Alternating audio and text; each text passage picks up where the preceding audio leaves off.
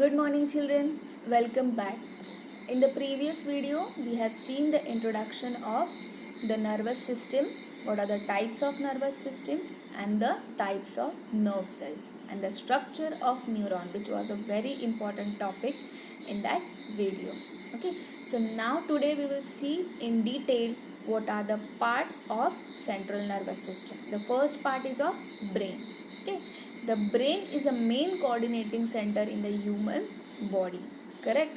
This we cannot live without this brain. Correct? So it is protected by the cranium. In the first lecture, I have told you about this. Okay, the cranium means what? The protective covering is made around the brain, and this is known as cranium, that is called a cranial box. Okay, so this is protected by the cranium. It is covered by three membranes. Okay, the brain is covered by three membranes, and those three membranes are called the meninges. Okay, they are known as meninges, and these meninges are filled with the fluid that is known as cerebrospinal fluid. Why it is known as cerebrospinal fluid? Because it travels from the brain to the spinal cord, and therefore it is known as cerebrospinal fluid, that is CSF. Okay, cerebrospinal fluid, which protects the brain from shocks. This is a very important function of this CSF. It protects the brain from the shock. Okay, you can give the example of this is like if you keep a glass bottle. Okay, consider there is a glass bottle. You are traveling the glass bottle from one place to the another. Would you keep this glass bottle freely into the car or any vehicle? No. What you will do? Either you keep it in a box, either you keep it in a thermocol a sheet. Okay, you round up in your thermocol sheet. Why you are doing this? Because you are protecting it from the shock, from the which you get from the environment, or which we get from while traveling on a bike or traveling in a vehicle. In the same way, the when we if we fell down, or if we have an accident, then what happens? If there is no cerebrospinal fluid in your brain, what happens?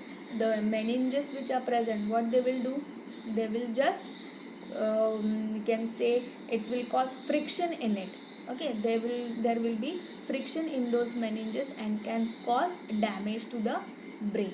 And so to cushion those meninges and prevent it from the shocks, there is a presence of cerebrospinal fluid. Okay, this is very important point in this, that is the cerebrospinal fluid. Why the cerebrospinal is fluid present in the brain? Okay, and now we will see the parts of the brain.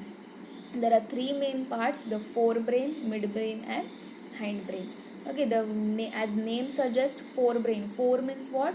The front part. Okay, fore is front, mid is middle, and hind is back. Okay, so we have forebrain, midbrain and hindbrain. Midbrain means what? It is inside. Okay, midbrain is inside, and hindbrain. Okay, so forebrain consists of cerebrum and olfactory lobes. Wherever you see the olfactory, wherever you see the word olfactory, just remember olfactory is related to nose. Okay, you can remember the O, the holes of your nose. Okay, olfactory means nose, smell. Anything related to smell is known as olfactory. Okay, so forebrain consists of the cerebrum and the olfactory lobes. It is a thinking part of the brain and controls voluntary actions. It controls touch, smell, hearing, taste, sight, mental activities like thinking, learning, memory, emotions, etc. Okay, and now I'll give you a trick to remember this. Okay, in the forebrain, what is the function of forebrain? Okay, the forebrain is in the front. Correct? So you can see everything what is happening in your surroundings. Correct? So if you see something, you can have a control over it. Correct? You can have a control over the activities. So this part controls your voluntary actions. That is all you can see is in your control. Okay, so it controls voluntary actions. Now midbrain is inside here. You cannot see, correct? You can just feel. Okay, someone comes and hits you here. What happened? The midbrain cannot see what is happening over there, but the midbrain will feel something. If it feels, then what he will do? He'll give a reflex action. Okay, he'll give you a reflex action. If someone is pushing you here, what happens? You just try to put your head down, correct? If someone is pushing you upside, what will happen? You are trying to push him in the downwards. So what your midbrain is doing? Your midbrain is giving you a reflection action.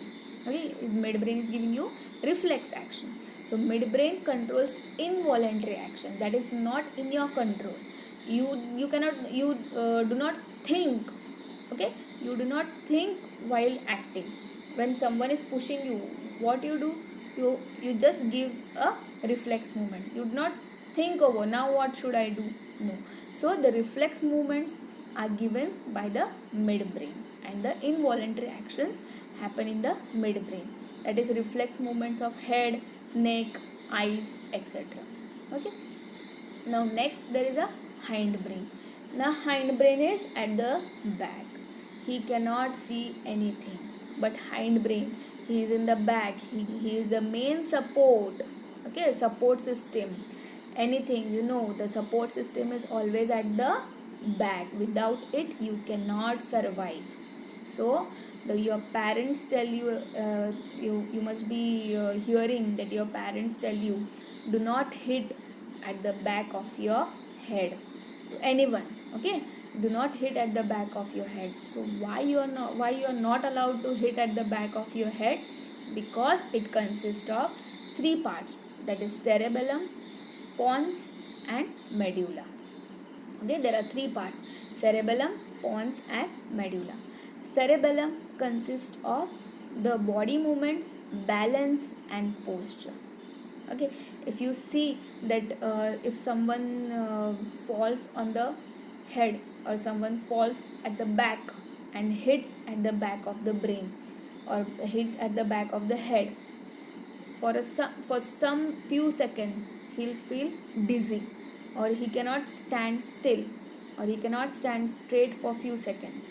So why this is happening? Because he hits the cerebellum. When he falls down, the cerebellum is hit, or it gets a minute shock which affects the balance and posture. Okay, so it controls body movements, balance and posture. The pons controls the respiration, and then medulla controls the heartbeat, blood pressure, swallowing, coughing, sneezing, vomiting, etc. Okay, so you can see over here the human brain over there. Okay, the frontal lobe, temporal lobe. Frontal lobe consists means there is a forebrain. The violet color, purple color, you can see there is a forebrain. The green color and blue color is known as the you can say the midbrain, and the blue and red color you can see over there, and the green color you can see over there, there is a hindbrain. So frontal lobe, parental lobe, temporal lobe is there, then the cerebellum is there, occipital lobe is there, then in the hindbrain there is a pons, then medulla oblongata and the spinal cord. Okay, see over here there's a ventral there's a section taken over here, lateral section is taken. You can see the meninges, correct? Whatever the intestine shape you can see over there, that is they are called as meninges. Okay, so forebrain, there is a telencephalon, diencephalon, then there is a midbrain over there, the pons is there, medulla oblongata is there, and the cerebellum over there. Okay, and then there are the ventricles in it. Okay, there are first, third ventricle, second ventricle, fourth ventricle. Ventricle means what? There is a hollow spaces over there. Okay, and in between those meninges there is a CSF, cerebrospinal fluid. Okay, so now we have covered the brain, and now we'll come towards the spinal cord. So spinal cord is a continuation of medulla oblongata and runs through the vertebral column. The spinal cord is made up of two similar halves fused together to form a central canal connecting the cerebrospinal fluid. So the cerebrospinal fluid is again continued from brain to the spinal cord. The outer portion of the spinal cord is known as white matter. Okay, outside it is known as white matter, which consists of nerve fibers, and the inner portion consists of the cell bodies of the neurons and is known as gray matter. Outside, you can remember the egg. In egg, what is there? The white matter is the outside. It is opposite of the egg. Okay, in the spinal cord, white matter is outside and gray matter is inside. There are 31 pairs of spinal nerves that arise from the spinal cord. How many spinal nerves are there? 31 pairs of spinal nerves. These nerves are divided into branches that reach to several parts of body like heart, lungs, stomach, urinary bladder, etc. The movement of limbs in the body controlled by the spinal cord through reflex actions, and all these movements of the limbs are controlled by the spinal cord, the reflex action. Now, the spinal cord tapers at the end at the vertebrae where from a collection of nerve roots originate, which are horse-tail-like appearance and hence called the cauda equina. Okay, at the end of the spinal cord, what is there? It ends like a tail of a horse and therefore is known as cauda equina. Cauda means what? End part, the tail part. Cauda is known as tail. So cauda equina, okay, is also known as the end part of the spinal cord. You can see the diagram over here. Okay, here's the spinal cord. The cross section of spinal cord is given over there. The outside is covered by the white matter. Inside it is covered by the gray matter. And then there are the spinal nerves present at the end. Okay, so now we turn over to the reflex action. The reflex action is a sudden, unconscious and involuntary response of the effectors to a stimulus. Reflex action means what? You do not think before acting. Okay, you do not think before giving any response. So that is known as reflex action. Now what I'll do? I'll just pinch here. What happened? I just hold back my hand. Okay, so this was a reflex action. Example, we suddenly withdraw our hand if we suddenly touch a hot object. We do not think, oh, this is hot, so should I keep my hand over that object or not? No, what you do, you immediately withdraw your hand. So this is known as reflex action. In this reflex action, the nerves in the skin, that is the receptors in the skin, detects the heat and passes the message through the sensory nerves to the spinal cord, and then the information passes through the motor nerves to the muscles of the hand, and then we withdraw our hand. There's a mechanism in this response. Firstly, what they do, see the first part, see the first diagram over there. There's a matchstick which is lightened up, and there's a finger. Okay, so sensory neuron is present in the skin of a finger, that is receptors are present in the skin. So as the flame comes towards the finger, what does happen? The sensory receptors detects those heat and passes the message through the sensory nerves, and these nerves are passed to the spinal cord, and then from the spinal cord the information is passed through the motor nerves. Okay, so now here what is happening? The sensory neurons is a part of peripheral nervous system, and when the skin receptors now convey the message to the spinal cord, and when it comes to the spinal cord it enters the central nervous system. Okay, so now onwards the motor nerves transmit this, you can say this message towards the muscles, that is the effectors, and then you feel that it is hot, and then we withdraw our hand. Okay, you can see the what I told that it in the flow chart. Okay, first what is happening, the stimulus comes, then it is received to the receptors, that is the sense organ, any of the sense organs, not only the skin, any of the sense organs.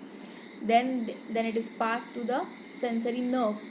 These sensory nerves carry those impulse to the spinal cord. Then the spinal cord gives the response to the motor nerves, and this motor nerves then gives the response to the effectors, that is the muscles or glands, and then the response is conveyed. This pathway of reflex action is called reflex arc. Okay, this pathway what we discussed now is known as reflex arc. In reflex arc, the stimulus is received. Again, we are seeing the revision, that is the reflex arc, that is the stimulus is received by the receptors and it passes through the sensory nerves to the spinal cord. From the spinal cord, the information passes through the motor nerves to the effectors for the response. Okay, see over here again one example, the reflex arc, which works with the various types of neurons. Okay, the afferent and efferent fibers often pass in the same nerve that is given over there, the receptor. The stimulus goes to the receptor, that is the sensory neuron, then carries it to the white there is white matter, then it goes to the gray matter. Then in the gray matter there is a association of neurons. Association of neurons means many types of neurons come together, and then from the gray matter, then there comes the motor neuron, and then motor neuron carries those impulses to the effectors, and then we can see the response. Okay, I hope this reflex arc is clear to you. Okay, so here we have completed the brain and the spinal cord part. In the next video we are going to see the coordination in plants. Okay, thank you children.